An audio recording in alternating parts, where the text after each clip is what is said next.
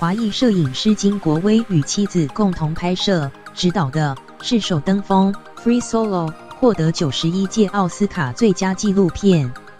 他在后台受访时用中文说：“我们都很爱中国。”金国威与妻子伊丽莎白 Elizabeth Chivazar Helai 都是职业攀岩者。这部片是记录哈诺德 Alex Honnold 徒手攀登优胜美的 Yosemite 3000英尺酋长岩 El Capitan 的英勇壮举。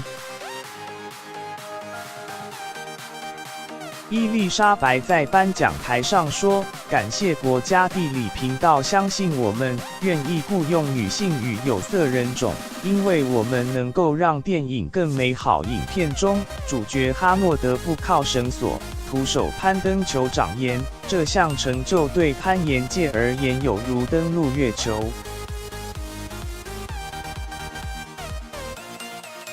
伊丽莎白感谢纪录片的主角哈诺德，谢谢哈诺德给我们勇气，教导我们如何相信自己能够创造不可能，启发了我们。这部片献给每一位相信自己能够缔造不可能的人。金国威下台后受访表示：“我们何其有幸可以在优胜美的拍摄与攀登，在这样一个启发人心、充满愉悦与美丽的地方，希望这部片可以提醒世人保护野生环境的重要性。”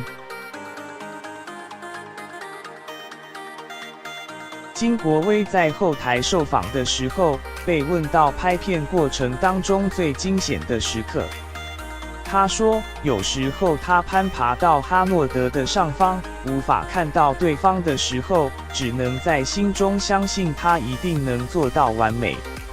金国威是华裔出身，被问到中国电影的影响，他说从小看张艺谋电影长大，并用中文说：“我们都很爱中国。”中央社